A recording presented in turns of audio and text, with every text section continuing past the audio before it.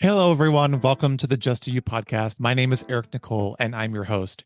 If you are a first time listener, welcome to the conversation. And if you're a regular, I'm honored that you've decided to join me for another episode. The Just Do You podcast is centered around a network of conversations which are meant to connect us, to inspire us, to find our own confidence, our own voice, and to live our own truth. And who knows, we might even learn a little something new that ultimately allows us to live in the sweet spot that I like to call the Just Do You space of being. Each week, I have the privilege of sitting down for unscripted conversations with friends, family, colleagues, community leaders, and influencers that all share their own personal journeys. I hope that you enjoy our time together as much as I have. We are certainly going to laugh, and yes, we might even cry a little, but in the end, we're going to know that we're not alone during our life's journey. So, are you ready? Great, let's do this. Welcome to the conversation. Y'all, I am sitting down today with someone that I think is going to light you up like he does me every time I hop on his social media page. Let's introduce you right away. I want to jump right into this conversation to Daniel Blevins. Hi, Daniel. Hi, Eric. How are you? I am so good. I am so good. I told you before we hit the record button that I have been anticipating this conversation for a long time. And so I'm honored that you took some time out of your very busy schedule to sit down with us today and have a conversation. As I mentioned, we are in the midst of a Pride series. I decided to launch that a couple of weeks ago. We're in Pride season, obviously International Pride season here. And I thought this was a perfect opportunity to have a really good kind of feel good moment and been trying to focus on members of the community that are out making an impact. And so for our listeners who don't know Daniel and don't follow him on Instagram, you will by the end of this conversation. But Daniel is the founder of an organization called Stand in Pride. And we're going to talk about what Stand in Pride does. But Daniel, when I was looking through the social media and through your website, I thought this was a really wonderful kind of description. So I'm going to read this and then we're going to jump right into the conversation. Is that okay? Yep. Cool. So the Stand in Pride says that we believe in the power of acceptance and the profound impact of having a supportive family, especially those in the LGBTQ plus community who have taken the brave step to come out. Unfortunately, not everyone receives the support they deserve. We are not strangers. We're the family that just hasn't met yet. And so I want you from that context, if you wouldn't mind, to just explain to our listeners what Stand in Pride is and does, and we're going to go from there. Okay. So my official tagline is Stand in Pride helps connect members of the LGBTQ plus community with other members and allies for emotional support or to physically stand in at live events, such as weddings or graduations. And Stand in Pride started from a TikTok video that I offered to stand in as a dad for LGBTQ plus couples whose dad wouldn't attend their weddings. So that a few years ago, that's what got us started. And it's just a safe place to find chosen family. In a nutshell, that's basically what it is. So what had you tell us again where you're from? I'm from East Tennessee, just outside Okay. of Knoxville, Just Tennessee. nice. Okay. And so I'm assuming we're going to go back a little bit. I want to hear a little bit about your background. But at the moment you Okay. decided that this was a need and that you could fulfill that need, what was that conversation like with you? What was the moment that you decided that was something that you needed and wanted to do? I don't know that I made that decision consciously. Okay. It just happened. Honest Honestly, answer. yeah, it Honest just kind answer. of Yeah. happened. I made that video on TikTok. It was like early 2021. Okay. And just reading the comments, it wasn't super viral or anything like that, but just a lot of people engaged in the comments section of that video on TikTok. And it just got me thinking, how can I help these people connect? Because you couldn't really organize it in the comments section of a video. Sure. And so that's what led me to create the first Facebook group, which back then was called TikTok Stand In Families. And we were that for about a year. And then I decided this is going to be a thing. So we need to have our own identity. And I came up with Stand in Pride. And so it just snowballed. Honestly, a lot of people was like, if you knew now what you knew then, would you still do it? And the answer is no, I would not. Believe it or not, I'm a huge introvert. This has really taken me out of my shell and forced me out of my shell So it would have terrified me had I known back then that it would lead to the media circus that's ensued from this. It would have terrified me. I would have wanted to do it, but I would have been terrified to do it. Honest, like I said, honest answer. And I love that. Yeah. The transparency is great. So I have a question, then I want to go back just a little bit further, if you don't mind, with your permission. But Okay. in that first moment that you stood in, it was a wedding, yes? Yeah. I Yeah. stood in for a wedding it's been 2 summers ago, the Okay. first time. Yeah. Okay. So, After starting the group, it was like a whole year and a half before I ever got the opportunity to stand in the wedding. wow. So I really was dealing with imposter syndrome too. Like I was like, I'm such a fraud. Well, I But it have just, to Yeah, but I have to imagine that was something, the way that it was received was like, this is too good to be true, or is this legit? Because I think right. when and I try to wrap my head around this kind of moment for somebody. I'm very blessed and very fortunate. I have the support of my family and have since day one. It wasn't easy. There was a rocky road to get there. So Yeah, it took about a year, but my mom was there and family celebrated my wedding. That must have been really overwhelming and emotional. it was like, I didn't know what to expect when I showed up with Keisha when I went to her wedding. I had no idea what to expect. And she and I had communicated via text message and everything. But it was very emotional. But as soon as I got there, there was just a big hug, and she was so excited to have me there, and I was so excited to be there. It was hotter than hell because it was in August in East Tennessee. I'm in a suit, and I'm like, girl, this, and it was outside. I'm like, you're just trying to give me a stroke, but Love it. I love it. but we just had the best time, and it was just like we had always known each other, and we still communicate like we, even though it's been 2 years. Yeah. And I tell people a lot of times because I think a lot of people just have this misconception that it's just, oh, you just show up to their wedding and you never speak to them again. No, that's the beginning of a relationship. Sure. And for most people, and it depends on the timing, like when you meet the person you're going to stand in for. If it's a year in advance, hopefully you can get together before the wedding and connect. But we just had a couple months, and she was like 2 hours away. So it wasn't, super easy for us to get together beforehand. But yeah, it was emotional. We cried and happy tears. Like it was amazing. So it's interesting, Daniel, you said when you were talking that you're an introvert, which I find surprising. That's not my experience of you on your videos and on your reels. We're going to talk about a few of those in a minute because I find them to Oh, be. I love watching you respond to comments. But before we do that, uh-huh. I do have a question. It just makes my morning when I'm sipping my coffee in bed with the dog Yeah. snoring and I'm watching you respond to these comments. But had you always been an introvert growing up as a child? Were you just, what was that like? Very much. I was super painfully shy growing Mhm. up. And I will say too, I have wonderful parents. I have a wonderful family. Never imagined my coming out never had anything to do, or my later coming out never had anything to do with my family. It had to Mhm. do with the area where I live Sure. and just my fear of my community. Because people around here, nobody was gay. There was nobody that I knew of growing up here. And as I got older, I realized that those people left as soon as they could and came out and never came back. So that's why there was no representation here. But I lost my train of thought. No, I was saying, have you always been that shy? What was that Have childhood I? like Yeah. for you? So that was an added layer for me of being myself because I was painfully shy growing up. Mhm. Yeah. And now TikTok has taught me that I'm probably on the spectrum, self-diagnosed. And so I just have all these layers of things that we deal with as human beings. But yeah, and still catch myself being very shy, like in social situations. But I'm a hairdresser. I've done hair for 25 years. And people are like, how do you do that? But I'm like, it's a controlled environment for me. I'm in control. So that's how, and being a creative person, it just fits.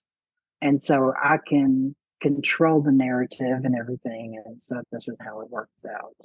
You'll find it interesting. We don't know each other that well. We're in a very controlled environment as a hairstylist, right? I am not painfully shy, but I energetically really struggle with large groups. And I call it the life force gets sucked out of me. Yeah. And you can actually see it on me when I walk into a large crowd. I don't do concerts. I love music, but I don't do concerts. Never. I've This is, never been to a yeah, concert in this my is entire super. life. Yeah, Never. it's super bougie of me, but I like to do a concert in a private box. Yes, which I used to have a client who had a box at the Honda Center, and we used to see concerts that way. Again, controlled environment. There could be 300,000 people in the arena, but I'm in a box Right. with 20 people drinking opus and eating, Mexican food out of a chafing dish. It's Yeah. very controlled. But what's interesting is so I don't do concerts. I don't like music festivals, large crowds. And it's ironic because my day job for the past 20, almost 30 years, I'm a corporate meeting and event and incentive planner. So I plan huge events. I've done Oscars, Uh-huh. Golden Globes, SAG, Grammy Awards. I've done all of that. Wow. I've done conventions for 1,000 people.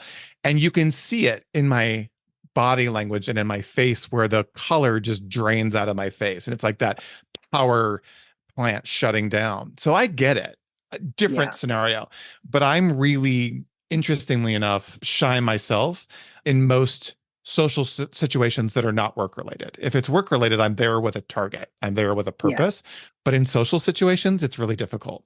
Yeah. And so I definitely control my narrative. So you're speaking my language there. Yeah. I'm starting to I actually did last week a corporate event, a speaking engagement, but it was virtual. So there was 350 people there. I didn't see them because I was sitting here just like I am with you Yeah. in a room by myself. I was cool. But I have had a few that want me to do like in person. And I'm like, I don't know. I don't know. I don't know if I Yeah. can. Like nobody knows more about stand in pride than I do. So I can talk about it like nobody's business. But typically it's behind a computer screen. Like I'm Yeah. not seeing people in real life. Like none of the news interviews I've done have been in person. They're Oh, all wow. by Zoom. And that's not Well, my choice. That's just how it worked out. yeah, a little piece of unsolicited advice, and the listeners will laugh. But what I find really works, because I have a couple other people in my life who are like this, you should do it in person because you're brilliant and beautiful and great energy and just a lovely human being. But if you create a scenario where it's like you've seen in the interview styles where there's two chairs facing each other and towards the audience, you're really directing your conversation to the moderator, like we are here, Mm, like if we were sitting next to each other. And I a lot of times find that the room disappears, right? yeah. You'll hear applause and all that, but you can lock into that. Because I don't think what you do is so powerful and what you do is so transformational. And the way that you deliver your content on your social media and also in the interviews that I saw is, you're right, more about the organization and you have firsthand experience of what it's like. So I Yeah. find it interesting. So if I can ask another personal question. So growing up shy, did you know you always wanted to be a hairdresser, or was that something that also fell Just into fell play? into it. I have no plans in this life. Everything is by accident. And you're still in the same town where you grew up, yes? Or yeah? Yes, I am. Wow. Hmm. So Yeah. did you go away and come back, or did you never leave? I've always been here. Yeah, I got married right out of high school. I don't know if that whole story. I couldn't find that Um, story. No, tell me about yeah, that. I've talked about it a little bit on social media, but I got married to a woman right out of high school, and we have two children. Immediately after high school, it's my roots are here, and it was just there was times that I wanted to leave, but it's I don't want my kids to grow up without a dad. I don't want to be that. I don't want to be a Mhm. long distance dad or just not present. So it was just I made the best of the situation that I had created, kind of things. So yeah, I've always lived here. How are the kids now? The kids are great. They're Yeah. 26 and 28, Wow. and I have six grandchildren. They each have What? three children. Yes. So they're both married with their own families and doing their own things. And yeah, they're great. Do they live in town or do they live nearby? Yes. Hmm. Yeah, Mhm. they're still here. There's something about you Southerners that all stick together. I We shouldn't say it's do. Southern. It's us. I live like an hour from my mom, and she lives 5 minutes from her sister. We're all pretty close, but I think it's more the Yeah. family dynamic than anything else. But I do know a lot of Southern families that don't stray far from the nest. Yeah, it's true. Like my entire family, my parents are divorced, but they're still here. I have one sister. She's here, like everybody. Within a 15-minute drive, Okay. the whole family is right here. So if the hairdressing kind of fell into place and it wasn't part of the plan, I think I heard you say you didn't have any plans. So did you not know what you wanted to do? Interesting.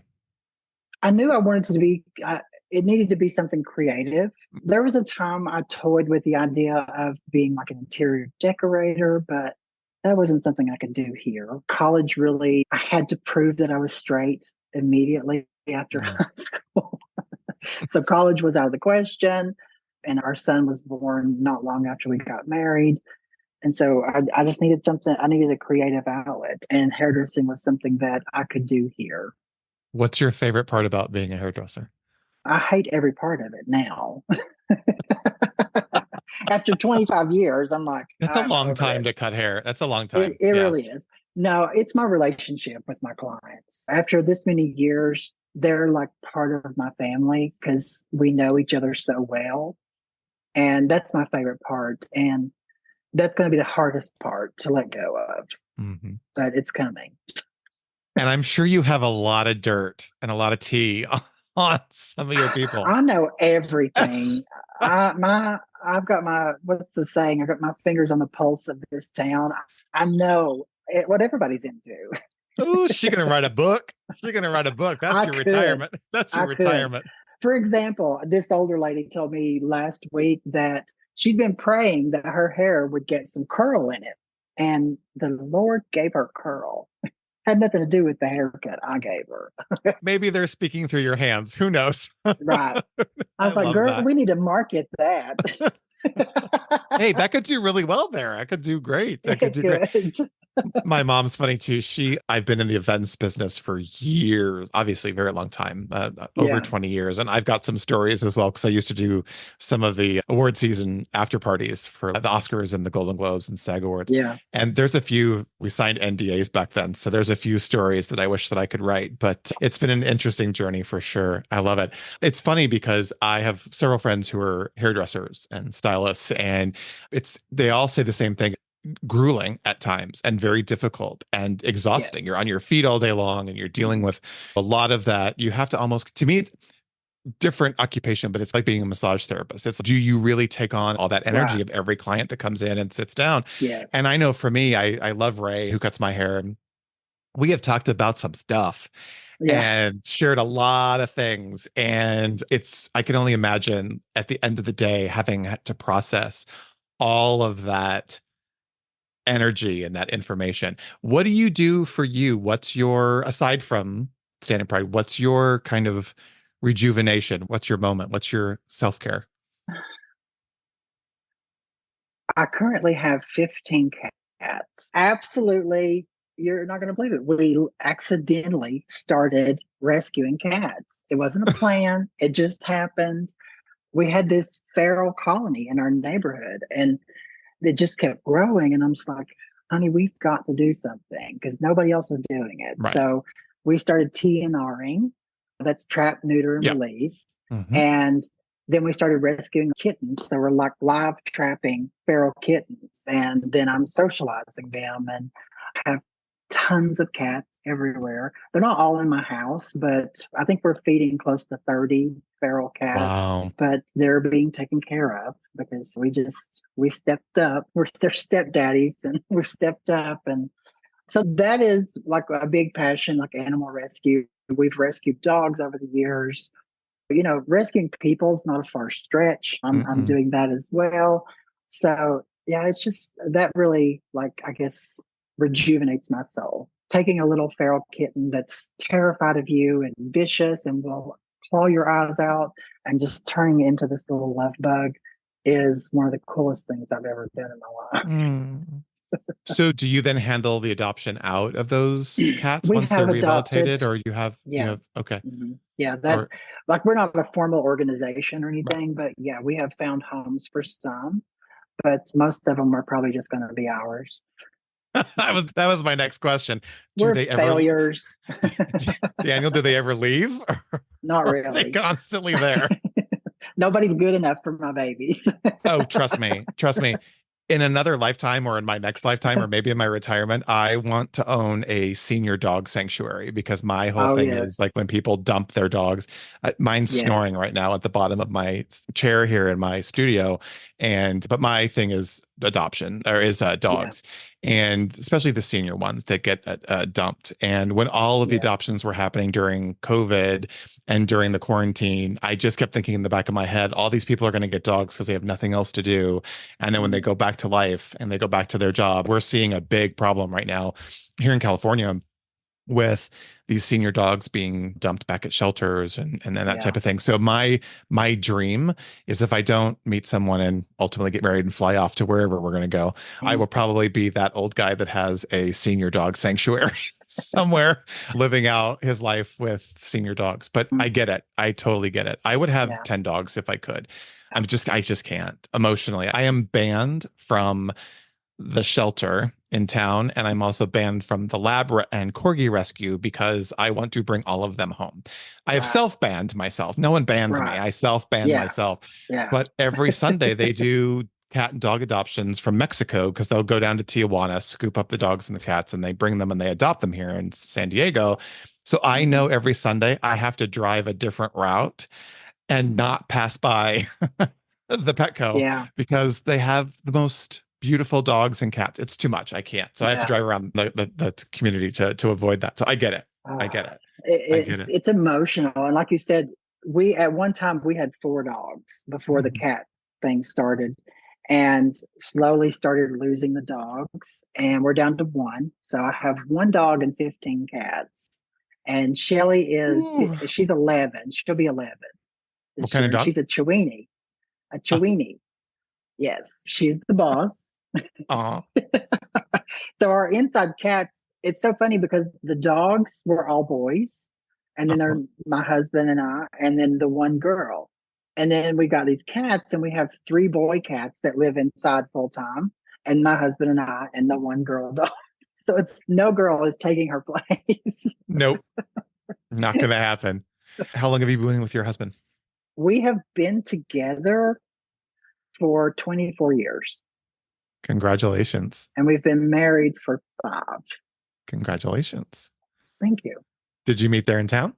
We met in another town, like the Okay. next town over, Okay. which is the largest town, which is Knoxville, because Oh yeah. there's no clubs here, obviously. But we met there at a club and found out they were from the same area. And I he love was it. actually living there at the time, but he was from here. Congratulations. I love that. Thank you. You're welcome. All right, so let's talk for a couple minutes about the organization because I want the people who are listening to know a little bit more about the outreach. So, as I was reading, obviously you're based there in Tennessee, but you Mhm. have the organization is spread out not only across the country, but you've also now gone international. Is that It's right? Talk about that for a worldwide. minute. Talk about that Yeah, for a we like I'm in East Tennessee, and so that first group grew. I want to think, I don't remember when, like it's been a whirlwind, honestly. I think it was about a year and a half after starting the first group that it got so large and people were like, we need smaller groups. Like state groups was just going to require too much manpower to moderate. So I came up with the idea of doing regional groups. So we have regional groups for the US. There are a total of 26 Facebook groups for Stand in Pride now. I only admin the US based ones. Others outside the United States were started with my blessing. I've helped them, I've trained them, and they minute. run the groups the same way. I'm just not actively involved. Yeah, we're in Canada, Australia, Europe, Germany, Malta. The little island of Malta has their own Stand in Pride group, which I I think love is so cool. that. Um, there's France. I can't list them all. There's so many I can't list them all. So yeah, it just grew out of need, and I've had people recently reach out to me wanting to start a group, and I'm like, we're not starting any more Facebook groups. groups because our app is coming out like very Mhm. soon. So how does this work? So you have the let's to pick the one region. So there's the US and you're adminning the US. And I'm assuming Mhm. there's multiple states that are participating in that region. Yes. And you have Facebook groups for those regions. Is that how the people find you that are looking for a stand-in? So the idea is they're not looking for me. Um, Hmm. the idea is there's such a large need for this. I can't be Yeah. there for everyone. Oh, sure. There, when you join a group, say you joined a group and you're looking to be offer support, then you would just introduce yourself and say, "Hey, I'm Eric, and this is where I'm from. This is what I do."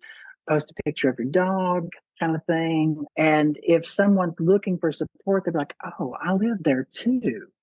Okay. Or I love dogs like that. It can be hobbies, something, some sort of connection. And they'll reach out to you privately and start a conversation.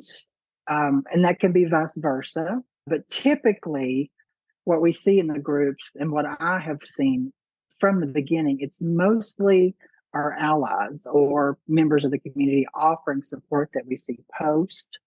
But now occasionally somebody will say, "Hey, we're getting married and we need a wedding officiant," or "Hey, we're getting married and would love to have stand in family." And so their comments fill up, and then it's up to them to go through and message who they're interested in Ah, I love connecting it. with. Yeah, I So wondered it's how you really based on, monitored all of that. yeah, we don't really, eventually, like we've had a lot of requests of people. I hate to even compare it to a dating app, but a lot of people are like, I would love to have something that would connect people based on their interests. So that's something that we're actually looking into for the app, not under Hmm. the first version, but just to make that connection easier. Because a lot of people like me, I would find it hard to decide. I don't like decisions. If I have two choices, I'm okay. But if you give me hundreds, I'm going to struggle trying to decide. So if I had some help with that would be nice. But I've always said the interactions take place organically. Like I never wanted to be involved and say, you go with this person and you're with this one. And as large as it's grown, that would just it wouldn't even be possible for me to keep up with Oh, no. that anymore. It's So a full-time paid admin trust right me, there just to do that. it's been a job, and somehow I was nominated for the complaints department. So anytime somebody has a problem or something they don't like, or this rule is getting on their nerves, they have to let me know about it. I can't imagine, I guess I can imagine the joy and the reward of people who offer their time to stand in for the people who need someone. I'm so curious about that moment, right? When you realize that you're providing something that this person has never had, especially within the LGBTQ community. So many struggle Mhm. with being alone and not having anyone. And if I think back about my wedding and as an event producer, people had really high expectations of what my wedding was going to be like. And I got Right. questions that would just blow your socks off. Like, oh, what's your budget? And are you going to have this band and this chair and that florist? And I'm like, no, we're not. And we made some decisions to get married, very small ceremony. And the only people that were there was my mom, and his sister who officiated, my best friend and his best friend who stood in for us. And then we had a big Mhm. party afterwards, a couple months. So we celebrated here in Yeah. California because we got married in Massachusetts. But if I think back about it now, and if my mom had not been there, I, I think it would have just been devastating to me. Right. And so knowing what that's like to have her there and then to have someone stand in if she wasn't in my life would be just such a beautiful thing because that's got to be missing, right? That's such a beautiful moment. The Yeah. fact that we have fought so long and hard to be able to even get married or to have a Yeah. special occasion like this, which fingers crossed that we make it through the finish line with that and retain that as we come into a very interesting time in our lives. But despite that, I think it's so important to be able to have that moment. And what a Yeah. blessing for not only the people who need the stand in, but those that are standing in for them. It gives me goosebumps. And it makes Mhm. me want to see if there's a local person here in San Diego, because I would love that. I think it would be super cool and really fulfill that need for me. What do you see as you talked a little bit about the app, and obviously it's grown so much.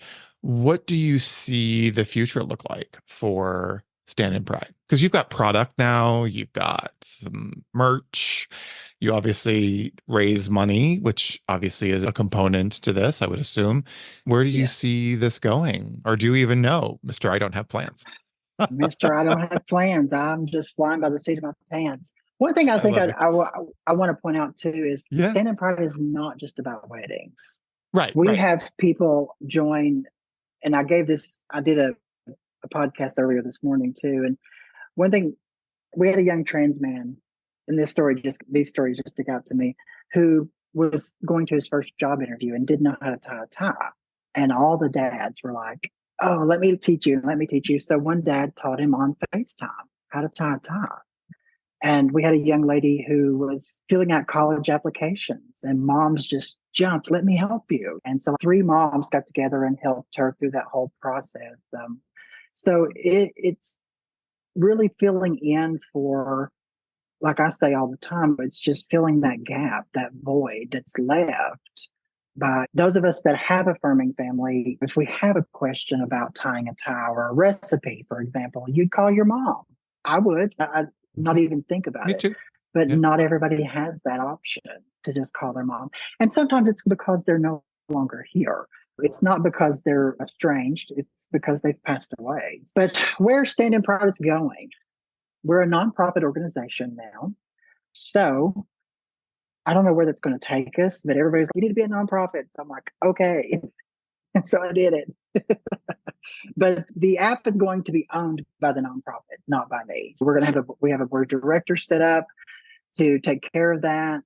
And I think it's going to be huge. Honestly, I'm terrified that it's going to be huge. And it's going to be more of me getting out of my shell and be like, "Oh, you got this big, huge, successful app." And I'm like, "Yeah, that's just what I needed." But the reason for the app, one of the biggest reasons that I've been pushing for this is a lot of people don't use Facebook because for Right. our community, it's not a safe place. And that's another thing about the beauty of the Facebook groups being private. We have members that they just got engaged and they can't share these things on their personal page because of the hate that they may receive.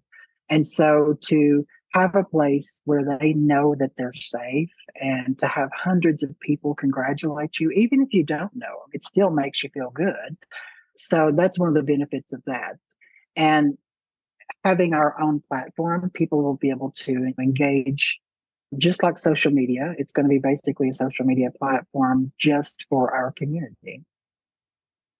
It's But so outside of that, I exciting. don't know where we're going. Honestly, there's some things in the works aside from the app that I can't talk about that are No. exciting, some big things. And for me, a lot, it's just about humanizing our community. I think we need to put our faces, people need to see that we're human beings. And I can do that with social media, but I want to do that on a bigger platform too.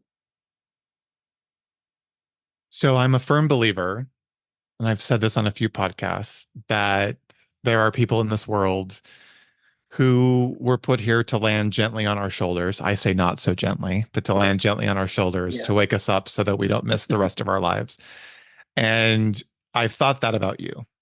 And I've thought that about your organization because although you are self-described relatively shy, I still don't believe it, but relatively shy, I find it hard to believe. But you're landing very gently on the shoulders of the community, not just within your Stand in Pride community, but the people who are following you and the listeners and the people who are moved by what you're doing. And I don't have the crystal ball, but I definitely see, since you are relatively young in this endeavor, I really see this opportunity to make such a huge impact. And you never know who's going to be on your team. You never know who's going to be one of your stand-ins. They could easily knock on your door and say, "Daniel, we're here to help. Let's take this to the next level. Let's do this." And it's not all on your shoulders. One of the greatest gifts I ever learned in this personal development course that I took actually came out in this course. I talked about it in my Pride kickoff. And there was another course within this curriculum that was about creating a community project and then giving it away. And what that giving it away meant didn't mean handing it to somebody else and walking away. It meant to give it away, to give it to the people that that will help you take it out into the community and out into the world. And that's happened for Stand in Pride, right? It's already out Yeah. there. The job, it's already Yeah, done. yeah, It's and already done. thankfully it's happened because I've had some amazing people reach out to me that want to offer their services, like a grant writer and people that have experience within the nonprofit world Mhm. are like, hey, I can help you manage this or I can help you Yeah. navigate this. And I'm like, thank God, because I don't know what I'm doing. I've got somebody for you as well. When you are ready, I'll send him your way. He actually helps nonprofits get off the ground and get their funding, but not off the Ah, ground, but like take it to that next level, I guess is what I'm yeah, trying to say. But I'm just super excited for the future, for your future, as well as the future of Stand in Pride. I think definitely filling a need that will always be there. I think I live yeah, this little Pollyanna world sometimes and thinks one day we're going to wake up and it's all going to be unicorns and rainbows. And yeah. we're human and we're going to go through life and we're going to have situations where we're going to need support. And I look at some of the things that I've been through in the last couple of years, my divorce, very painful and very difficult divorce. And although my family was there, sometimes you need someone else. And fortunately, I had some people in my life who stood right beside me. It didn't help that happened 3 months before the pandemic, but that's a whole other Mm, story. I yeah. turned to I turned to ice cream for support. And it was very well received, as was not the 30 pounds I gained from the company that Right. I was purchasing from. But I know what it was like to have somebody by my side. So I'm so grateful to you and the organization and all of the people. So I have a question, because Mm, this is the thing that just makes me laugh every time I watch your social media feed. So I can't believe that an organization that is out there doing nothing but beautiful, good things that are changing people's lives and filling their hearts is going to get the kind of responses that you get on some of these posts. So, talk to me just as we kind of circle into the kind of slow down of this conversation. What is that like? Do you just sit there and shake your head? Did you just at one point just say, now I got to bring it to the forefront and talk about it on social media because it's so ludicrous? I have this rule that early on in my content creation career, if you want to call it that, I would get very emotional at these hateful comments and just feel the need to really defend myself. And then I started noticing, I'm like, why do I care what this stranger on the internet actually says? So I created this set of rules. And if it's not educational or funny, or hopefully both, I block and delete and just forget about it because it doesn't really matter in the grand scheme of things. If somebody is being hateful on social, leaving hateful comments, that's really a you problem, not a me problem, is how I For look at it. sure. If you're really a miserable person, I see things all the time I don't like, but I'm just like, scroll on. I don't really care enough to leave a comment. I don't like this, or you're going to hell because you said this or something. So that's just how. And I've had people reach. I recently just had somebody's like send me these screenshots, and they're like, "How would you handle this?" And I was like, "Why are you involved?" Because they were in this long conversation with somebody on somebody else's post, and I was like, "Block them. Yeah, Don't put yourself in that position and waste that emotional energy on this stranger you're never going to change their mind. You're never going to change their mind. They want to live in ignorance, and let them live there. You don't have to go, you're going to have to sink to their level, and it's still not going to work. So block them and move on. And so that's my philosophy for it. And I've had some people reach out to me and be like, what is your advice for content creators? I'm like, you better have thick skin. If your feelings get hurt easily, it's not for you. Trust me, it's not for yeah, you. yeah. Because You can't, people are cruel. yeah, you can't live in the comment section for sure, or the No, DMs. You can't live no. there. And I'm more, I find that the older I'm getting and the more content that's out there about me, the less I look at it. Like you were saying earlier that you had looked up, I don't look anymore. Right, Like I don't Google my name. I'm really like, I don't care what people are saying right. anymore. And it Well, did take me a while to get there. yeah, and be clear. I Google and I do my research because I'd like to Right. know some information. I don't look at Yeah. comments. I don't look at that stuff. But because Yeah. I'm like you, I've gotten a couple, especially after a couple of the episodes, I got a couple private messages or DMs and I didn't even respond. And then there was a Right. beautiful post conversation that we had, and they received on the feed a negative post, and I deleted it because that Right. my feed, my Just Do You Pod page is not Yeah. designed to defend the empowerment. It's for Yeah. empowerment, and that's my page, and I can do Yeah. what I want. I Having said delete that, though, comments all the yeah, time. Yeah. but having said that, Danielle, there have Yeah. been a few comments that you've done videos on. And my favorite part of you, because you're just a delight, your energy is so amazing. But my favorite part is the self or the facial expressions and the eye rolls that you've given some of these comments. And they're up in the corner and you point at them and you make a little Yeah. commentary. It just, it literally melts my heart and makes me Yeah. smile and makes me laugh because I want to be a fly on the wall of the person who sent the message when Yeah. you roll your eyes like, are you for real? Yeah. Because you do pick and choose. Obviously, you'd be Yeah. spending all your day if we responded to everyone. But what's the intention behind that? Is it to bring levity to it? Is it to diffuse It the is. Yeah. fire? Yeah, it Or is because, and I feel like the need to make fun of these situations because we're always going to have to deal with this. And we can find some humor in it, whether it's they spelled a word wrong or whatever, they don't know what punctuation is. Like we can find some humor in that. And like I said, if I can't make it funny or educational, then it's not worth responding to. And so a lot of people was like, why do you give these people so much attention? I'm like, I'm not, this comment's not for them, sweetie. yeah, This is for other people to watch and to listen and to absorb. They're not listening. no, They already left their comment. They're not listening to me. But other people, and I've actually had people say, thank you. You've taught me a lot. And I'm engaged because it is sassy sometimes or funny, that it's not just like boring me, monotone, just telling this is how it is things. You really have to find a way to keep people engaged on social media because they have the attention span of a fruit fly, you know? So, well, because there's also such an amazing abundance of content out there. And mm, I was one of my conversations for not starting the podcast because I would listen to podcasts and I'd be like, how do they have 60,000 followers on this topic? I don't understand yeah, that. And are people going to be engaged in a conversation about empowerment? And they are. yeah. They're slowly Hmm. coming because we have to fight the algorithms of social media and make sure that we're constantly doing our job. And I made a Right. promise to myself when I launched the podcast that not only was it going to connect and inspire and share stories of people's journeys, it was really designed to educate people who may listen, who may have a certain perspective on the LGBTQ community, and by spending a little time with us might see something a little bit different. For my hope, that paradigm shifts a little bit. And so Right. I love your response to those. Archer also does a really great job and does really funny videos about the response to some of the messages. And I appreciate it because I think bringing levity to it also diffuses the fire. It Yeah. extinguishes the fire and it makes Yeah. a point. It makes a point. And once you're exposed to those types of comments enough, they don't sting as Yeah. bad.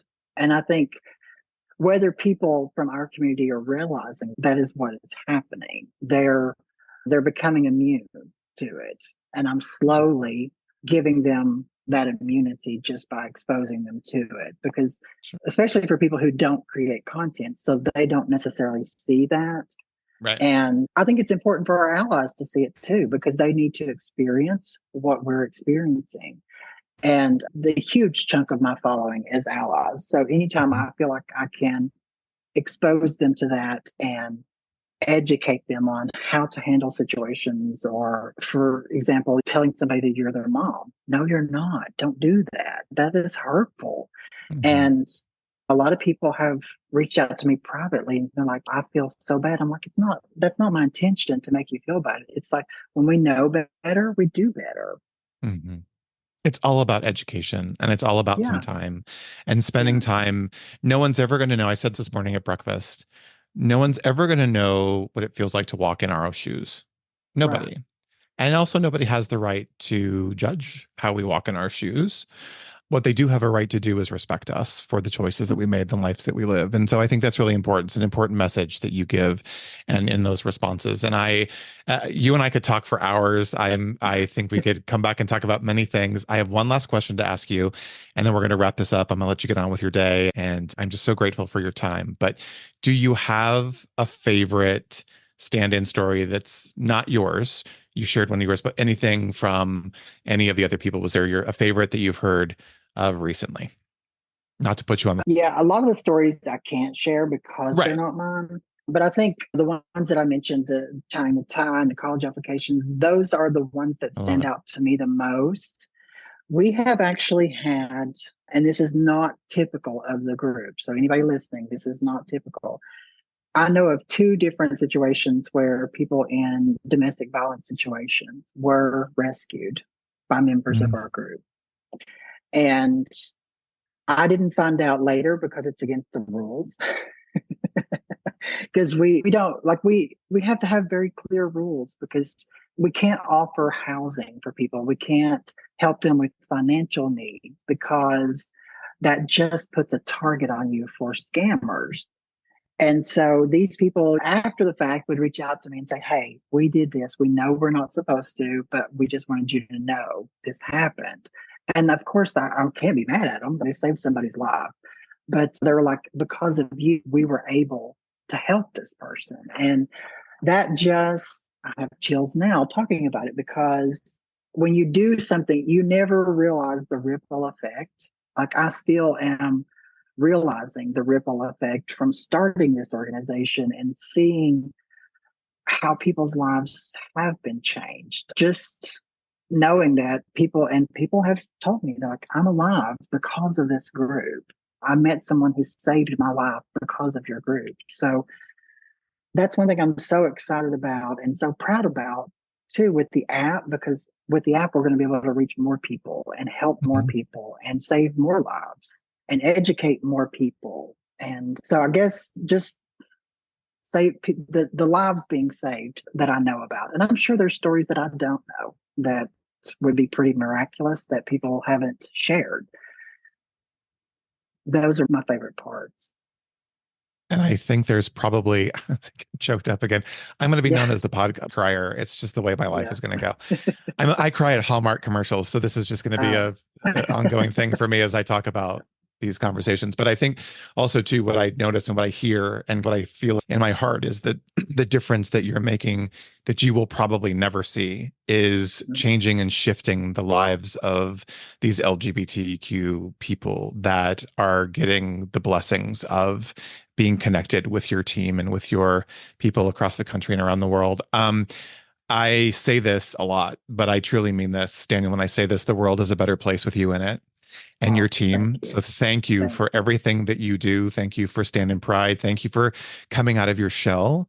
you. Again, still don't believe it, but coming out of your shell to step into this light of giving it back and paying it forward.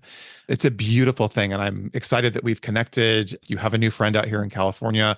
I'm excited to watch the growth and the progress and the good that comes out of Stand in Pride. Our Pride event is coming up in July here in San Diego. I'm going to go out and buy Mhm. some swag and advertise you proudly. But thank you so much for being here today. But mostly thank you for doing what you do out in your little corner of the world, has spread worldwide. And there are just so many blessings. And I can't thank you enough for coming on today and sharing and being a part of the Just to You family. Thank you. I honestly I appreciate the invitation to join you and share my story. And hopefully, this resonates with people. You honestly never know how you can change somebody's life. If something is on your heart, do it, and just see where it takes you. And that's the accidentally doing things, changing the world over here. That's the way I live. For a guy who doesn't have any plans, you certainly have a plan. So I'm going to leave it there. Yeah. I'm just following uh, along wherever it goes. It's where I'm going. So I'm going to say this. Maybe you don't have the plan, but the universe has a plan for you. So It let's does. just we'll It we'll does. say that I'm listening. And and like listen. when these things come to me, then I'm like, this is the direction we're supposed to go. So I'm open to that. And I think that's what more people, in this world need is to be more open. And then you're more apt to learn and be a different a better person. Like we all have room for improvement. Goodness, said it better myself. I'm going to let you have that last statement. I wish you a beautiful day and thanks again for being here. Thank you. You're welcome. All right, everyone. Thank you again for joining us on today's episode. I hope our conversation resonated with you like it did me, and I cannot wait to sit down with you all again next week. Remember to subscribe to the Just You podcast on your favorite platform so you can make sure not to miss a new episode, which drop every Thursday. If you like what you hear, you can easily share the podcast and episode directly with your friends. And if you would, rate us and leave us a review. We'd love to hear from you. You can also follow us on Instagram at JustDoYouPod. As you go out into the world today, remember to just do you. All right, talk next week.